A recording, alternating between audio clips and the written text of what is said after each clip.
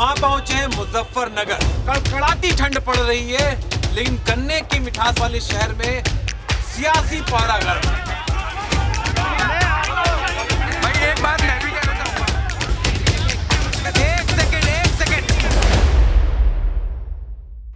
हम आ पहुंचे हैं मुजफ्फरनगर, और मुजफ्फरनगर शहर के बीचों बीच उसका दिल कहा जा सकता है शिव चौक। और इस शिव चौक में मेरे मुख से निकलती भाप से आप अंदाजा लगाइए कि ठंड की हालत क्या है। कड़कड़ाती ठंड पड़ रही है, लेकिन गन्ने की मिठास वाले शहर में सियासी पारा गर्म है। और मेरे पीछे तमाम सियासी दलों से लोग आए हुए दिख रहे हैं। सीधे इन्हीं से जानेंगे कि इस वक्त यहाँ का सियासी पारा क्या कह रहा है। भले ही मौसम का पारा नीचे है, इनका पारा हाई है। तो आपका परिचय एक मोटे तौर पर मैं करा देना चाहता हूं। यहाँ पर हमारे साथ कौन कौन मौजूद है। हमारे साथ सुधीर जी हैं, यहाँ पे आरएलडी के प्रदेश महासचिव हैं। वैभव जी हैं हमारे साथ, बीजेपी के थे।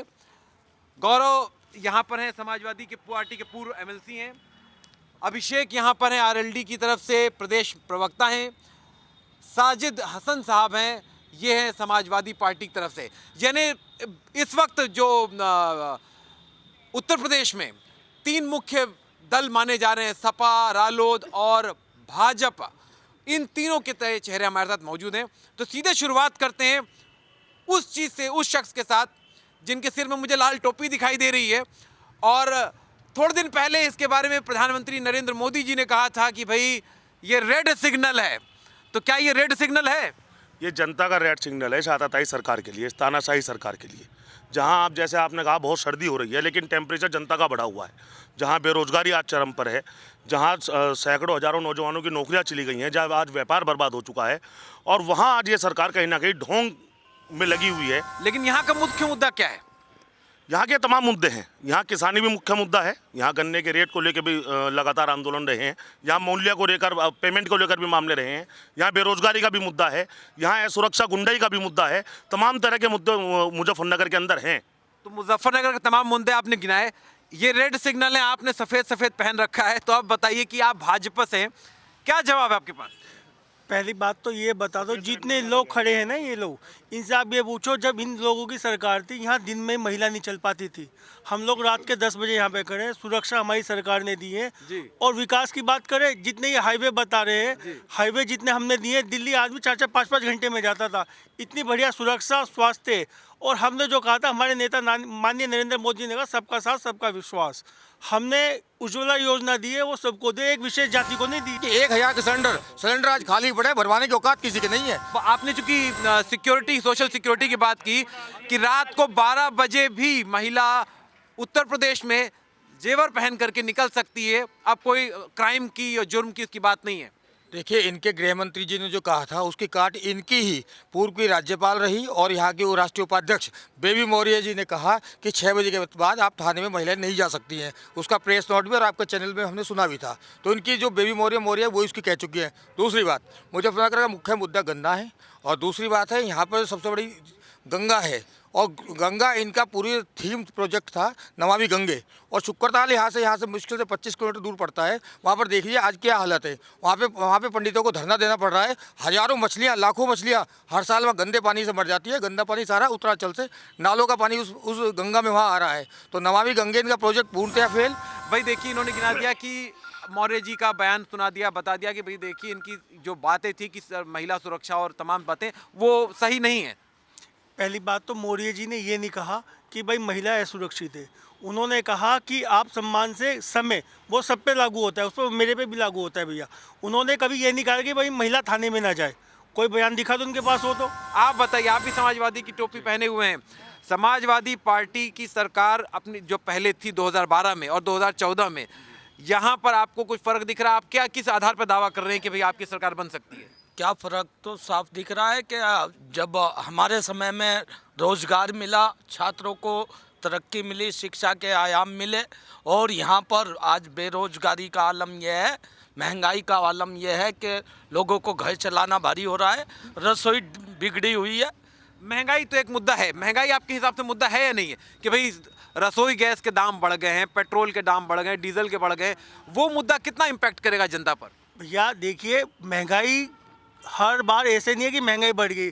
कोरोना काल में 2 साल देश इतने पीछे जा चुका था कि हम लोगों को इतना प्रयास करने के बाद भी हर एक में देखो हमने सबको, चाहे वो अमीर है चाहे वो गरीब, सबको राशन दिया। आप समाजवादी पार्टी के लोग अफवाह फैलाने, आप समाजवादी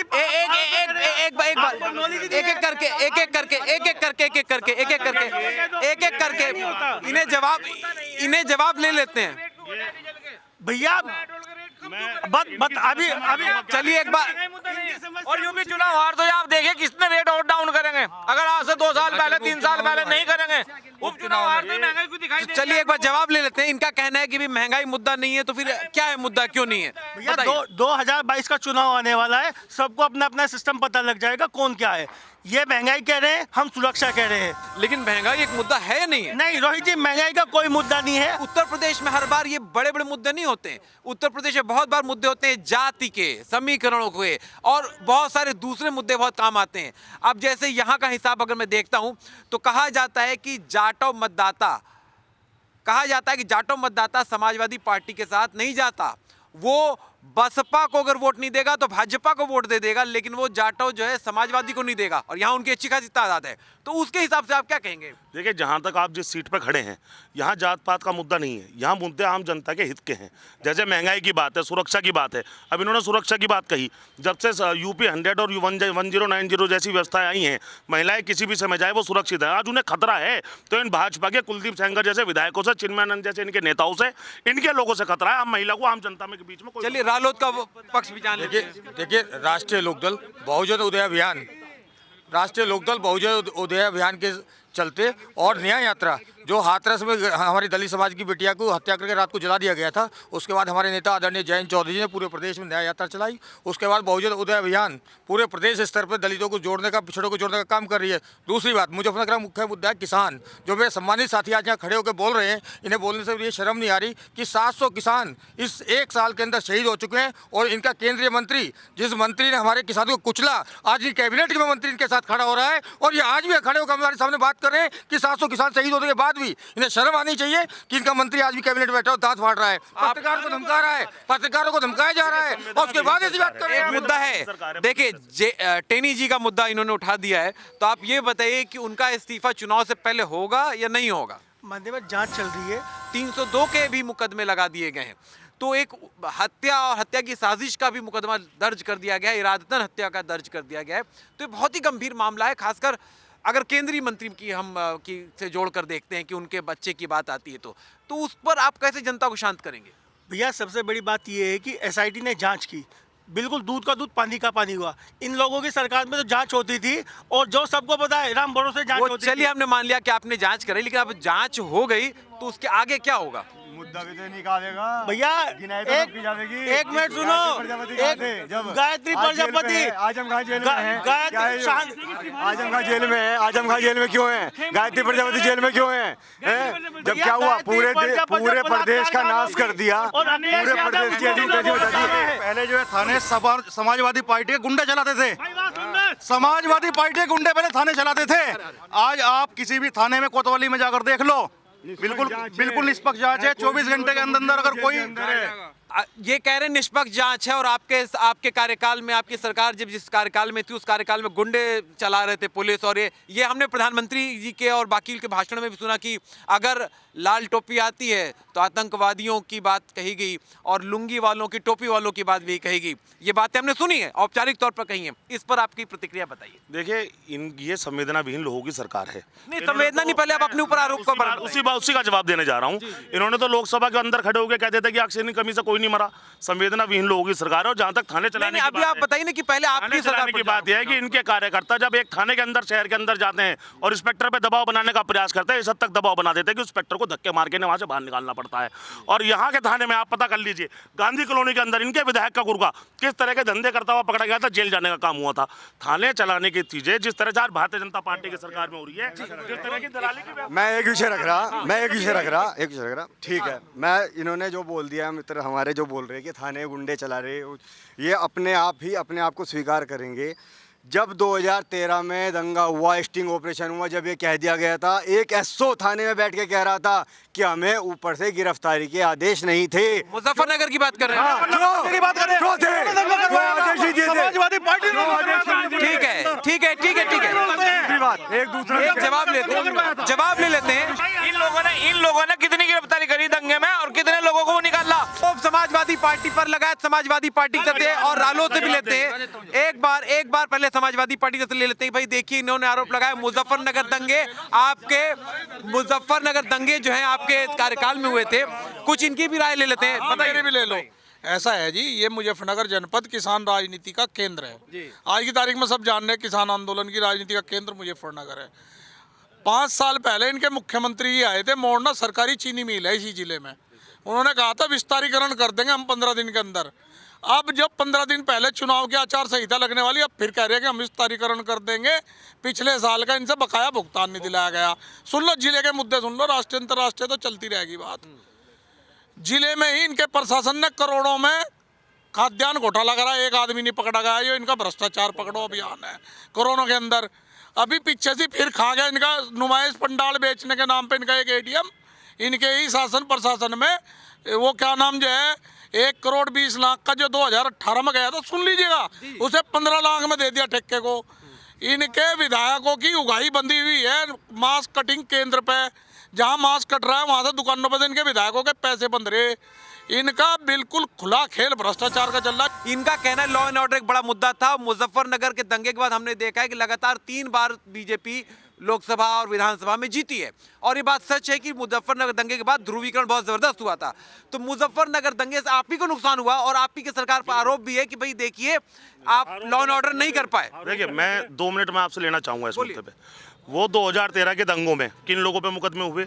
कौन विधायक था जिसने फर्जी वीडियो वायरल करके दंगा कराने का माहौल खराब करने का प्रयास किया था? आप लोग कंट्रोल क्यों नहीं किया? आप लोगों ने कौन लोग जेल गए थे उस समय में? और आज की सरकार में वो दंगे के मुकदमे स्वतः वापसी लेने का काम किस सरकार ने किया?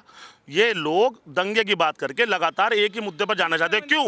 ये महंगाई पे बात नहीं करना चाहते। ये 200 रुपए में चलिए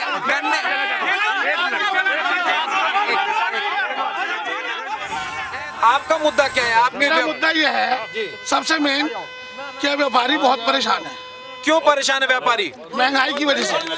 व्यापारी परेशान है महंगाई की वजह से। तो वहाँ ब्यूटी पार्लर में जो ब्यूटी के प्रोडक्ट्स खरीदने वालों की कमी हो गई है? कमी नहीं हुई, कमी नहीं हुई सर। महंगाई इतनी है कि ले ही नहीं पा रहा आदमी कुछ भी। अच्छा, और इसी मुद्दे से जुड़ा मुद्दा होता है कि गन्ने के दाम के मुद्दे भी होते हैं। देखिए, महंगाई के मुद्दा आपसे हम लोग बात कर चुके थे, अब गन्ने की बात हो जाती है। तो इनका मुद्दा और गन्ने के दाम, इन दोनों पर पहले जवाब ले लेते हैं। गन्ने के किसानों को ये सच है कि बहुत लंबे अरसे से दाम का उनको भुगतान नहीं हुआ है, तो उसका क्या है जवाब? भैया गन्ने का भुगतान, अब मैं खुद किसान हूँ। मेरा जो अभी 15 दिन पहले जो ईक गया था उसमें मिल में, उसका पेमेंट मेरा आ चुका है। आप तो बीजेपी के ना, ये कहेंगे बीजेपी। नहीं, मैं मैसेज दिखा सकता। मैं आपको मोबाइल तो भाई एक बात मैं भी कहना चाहूंगा, यहाँ इनका विकास वहाँ नहीं चलेगा। देखिए कितने हाईवे बन रही, लेकिन इनके अखिलेश यादव को जिन्ना प्रेमी लगता है। जो आडवाणी जी जिन्ना की मजार में मत्था टेक का है दे। एल के आडवाणी जी जिन्ना की मजार में मत्था टेक का है। चुनाव से पहले आतंकवादी हमले होंगे। देखिए, लगातार ये लोग आरोप लगा रहे हैं। ये लोग मुद्दों से आम लोगों को भटकाना चाहते हैं। ये इस बात का जवाब नहीं दे रहे 200 रुपए लीटर सरसों का तेल क्यों बिक रहा। ये इस बात का जवाब नहीं दे रहे 1000 रुपए का सिलेंडर क्यों नहीं बिक रहा। ये इस बात का जवाब नहीं दे रहे बेरोजगारों पर लाठी। चलिए, अब सबसे बड़ी चीज ये होती है कि यहाँ पर हम लोगों से एक आखिर बात पूछ लेते हैं कि आखिर शोर सुन रहे हैं आप, और ठंड जो मेरे मुंह से भाप निकल रही है, वो ठंड अब खत्म हो चुकी है, गर्मी का माहौल आ चुका है। मैं जल्दी से राय पूछता हूँ, आपका opinion poll, exit poll, Sapa Ralod को कितनी सीटें मिलेंगी, भाजपा को कितनी, एक एक करके? पूर्ण 320, 300 प्लस सफाएंगे। और बीजेपी को? में सफाया होगा। बीजेपी को? मुजफ्फरनगर में सफाया होगा। और मैं राज्य के साथ पूछ रहा हूँ, 403 में से बीजेपी को कितनी सीटें? खत्म, कुछ नहीं है। आपको क्या लगता है कितनी सीटें? हम 300 प्लस पे आ रहे हैं सब लोग। सपा रालोद गठबंधन 300 प्लस आ रहा, बीजेपी कितनी आ रही है? बीजेपी 50 के आसपास आ रही है। बीजेपी 50, मुजफ्फरनगर बिल्कुल साफ, पूरी तरह साफ। चलो, इस झूठ जुमले अहंकारी सरकार, नंबर बताओ, नंबर। मैं बता रहा हूँ, झूठ जुमले अहंकारी सरकार को प्रदेश की जनता समूल विनाश करके उत्तर प्रदेश से भेजने का काम करेगी।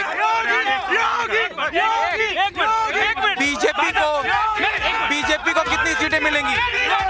भैया हमारी पूर्ण बहुमत की सरकार।